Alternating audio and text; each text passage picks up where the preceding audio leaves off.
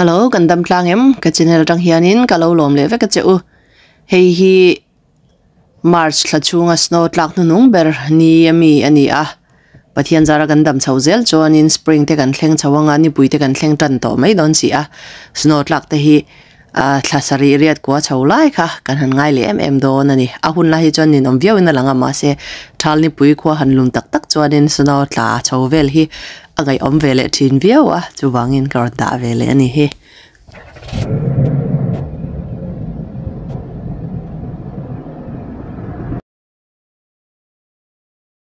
No matter what. Appreciate your partnership. This week on the Taylor and Jen podcast. We really do love it. Heta kan muang hianin hei snow tlak tak tak lai chuanin traffic light chawvela hian motor din te a then motor phei chu ading lai thei lawa tol thina chuanin snow tlak lai chu motor han khal chak vak vak te hi angamom thin lawa film kurangai thin khop mai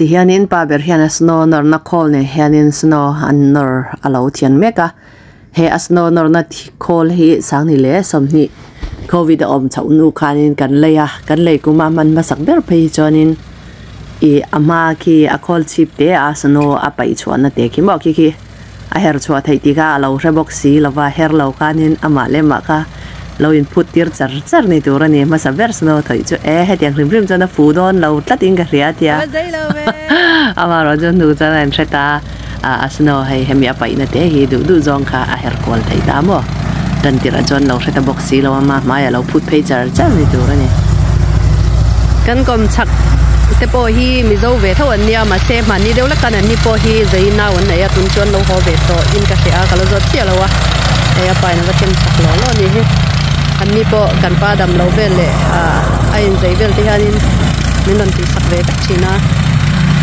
chanom ni hian tling ko pa kai ni hian in kan lom zo lo wa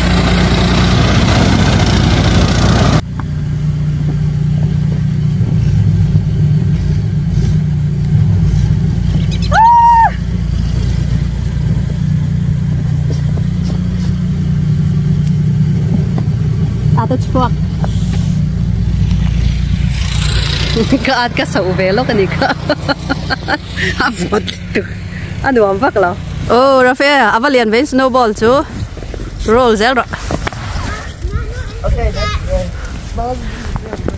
ka kenge a tower ah tower mo enge tower chu ming Julian. No, like I mean, what's the name of it? I don't know. What do you want to name it? How much to name it? Koi mo hay la mayroon tol tir teo kaka. Guys, nano sa dyan tayo. Kaya ngoti ah. Amu. Ron tol ru la mayroon tol ru. In ray tol tuk 10 more minutes talk to ma. We're gonna hit your tower if you hope it. No, don't hit it. Mi zo tong sai ro. The cat room no. Okay. Ya, di kan takan da toru chu le alu chung siam le ru alu chung tu. Snow me kan siam lo. I want to get the snow man. Okay, Ali, second ball kan naman na siya mo. Hey, Ali, hey mo kan siya mo. Ami da te li tu ka lang thai lo lon te is.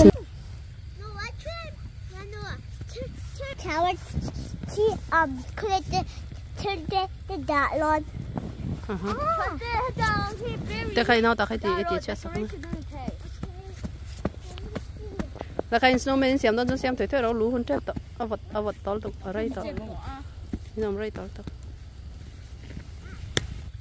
Amit siam to amit siam ma salawa khoi la nya taksa khoi la nya lu khoi la pa riat te lo lo. Keep on going a little bit. Amit to.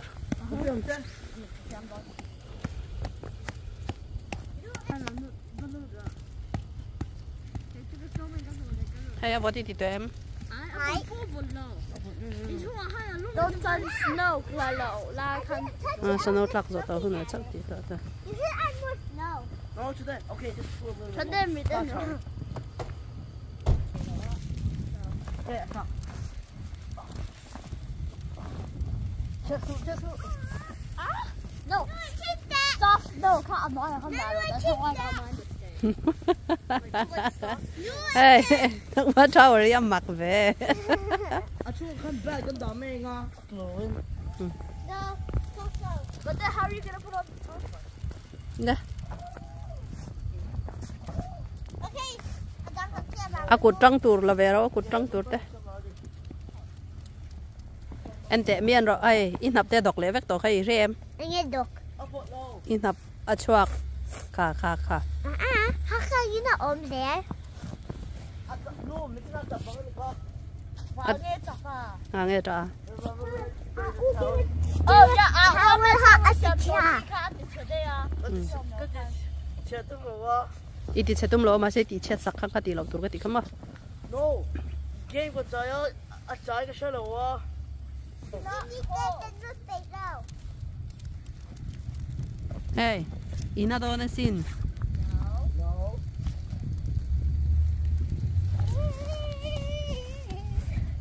No, I cheated. Oh, milk with him. Mẹ sẽ nữa. Các cái nghe bạc lẹ ngay lại mẹ. Anh con. Ok, thì lại thôi rồi. Nó chỉ trâu rồi tí cả. Em tên mới tí à? Hefty. I mean, the tower hefty. Cái u thế khác bùi về vậy đó. And more soft snow.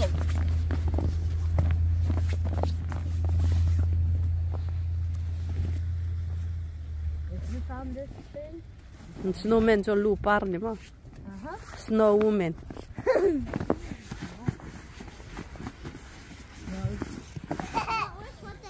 So. Sao em? Don't you? Oh, don't. Ừ.